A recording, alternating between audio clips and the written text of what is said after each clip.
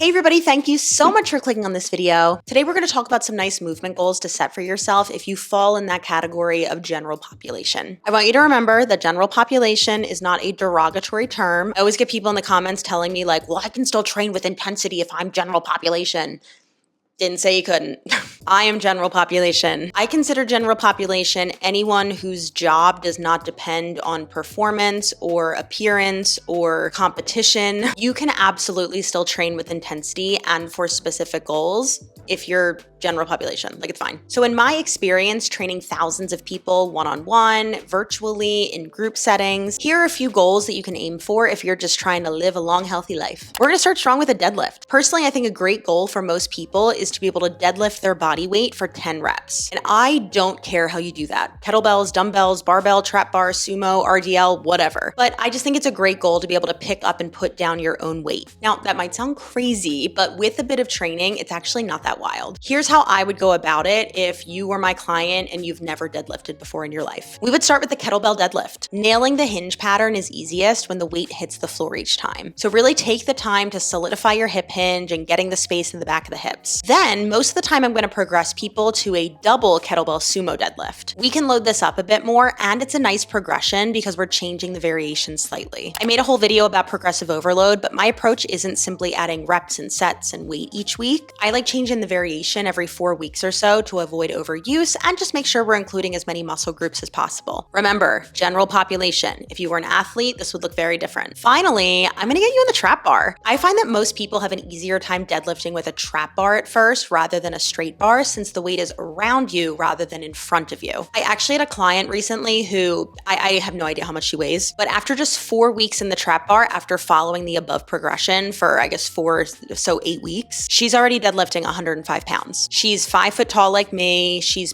petite, so I don't think she weighs much more than that. So we basically hit this goal in just 12 weeks. Now, I'm probably gonna get this question with every single one of these recommendations, so let's talk about it right now. Is this enough? Is deadlifting your body weight enough for long-term health? Probably, yeah. I mean, I wouldn't just do that every time you train. Like, I would change your different hinging variations to, stay diverse in your training, avoid overuse. But I think that a lot of trainers online push this idea that you need to keep going heavier and heavier and heavier. And you can if that's your goal, but I don't think that you have to. Personally, I just don't think that for most people, the goal of lifting 3 times your body weight is worth, I don't think that the reward is worth the risk, unless you really want to do that. And then I'm going to recommend that you do that in a strategic way. But personally, I think if you can deadlift your body weight, you're solid, you're strong enough. Keep that skill intact, sprinkle the other fun stuff in along the way, and insert this answer for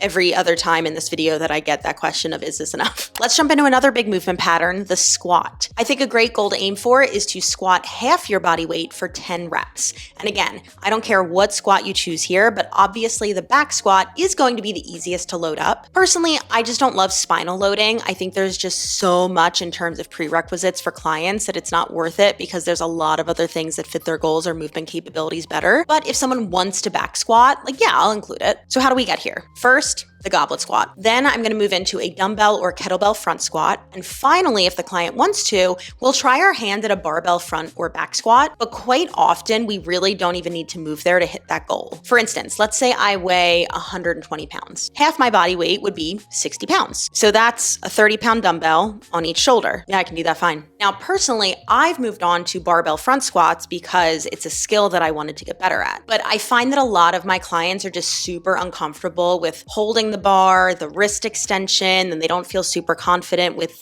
this variation. So as long as we can get them squatting about half their body weight, we can typically accomplish that with kettlebells or dumbbells. So I'm going to call it a day there. Again, can you squat more than that? 100%. Do you have to? Probably not. Let's jump into the push-up. My goal for most people is gonna be able to get 10 reps on the floor. This is definitely a tough one for people, and even tougher for women typically, because men just simply have more upper body strength. It's not sexist, it's basic anatomy. When biological men go through puberty, most of the time their shoulders widen and they simply have more muscle fibers to recruit. There's obviously exceptions here, but this is what you typically see. So how do we get to 10 push-ups on the floor? If you can't do a single push-up from the floor, I want you to actually start on an incline. Find an incline where you can do 10 reps with solid form. Then slowly move the incline lower. A squat rack is a great way to do this because you have the notches from the bar, but you could also do this with like countertop, to the couch, to a bench, to a chair. You can really get creative here. Now I have a whole video on push-ups, so I won't get too deep into this, but once you have one from the floor, here's what we get to have a little bit of fun. So working for 10 reps here, I want you to do as many as you can with solid form from the floor, and then finish out your reps on an incline. For example, let's say you have 3 floor push-ups. You're gonna do your 3 on the floor, you're gonna stand up, immediately elevate the hands, do 7 on your bench, take 2 minutes of rest, rinse, repeat for how many sets you wanna do for the day. I want you to keep at this over time until you can do your 10 from the floor. This is one of the ways that I've gotten a lot of clients into full chest to floor push-ups. It's a really great tactic just to like build some volume, and obviously there's a lot of other things we wanna keep in mind too. All of those things can be kept in mind in the 4-week push-up program, which is actually, it's in the Fit Club now, but it's getting like a facelift. So don't look at that in February. Come back in February. Don't do it now. Do it in February. It's gonna be a lot better. All right, our other relative strength goal, pull-ups. This is the tough one. I think a great goal for people is between 1 to 5 reps. There's gonna be a lot of people who disagree with me on both sides here. Some people are gonna say it's too little. Some people are gonna say it's too much. Again, this is just like a perfect world situation in my opinionated little head. My rationale here is that like, bare minimum, I do think it's a great goal for people to be able to pull up their whole body weight. And I don't care about grip. You can do underhand, neutral, overhand. I understand that this is harder than this. I don't care. I always get people pissed off, like, you're doing a chin up. Correct. So how do we get here? I actually made an entire video on my process to my first chin up and pull up. It's old, but I think the video holds up pretty well. And I have a free guide on my site that gives you a step-by-step plan. I also have a 4-week program in the Fit Club, but again, it's getting a facelift. So come back in March for that one because it's gonna be a lot better. It's still like, it's fine now, but it's getting like,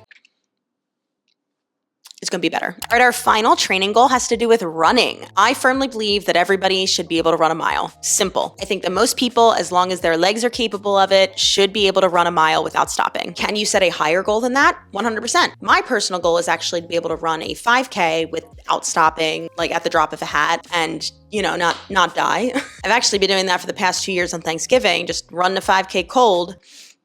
It always kind of sucks. So I'd like to actually get it to suck less.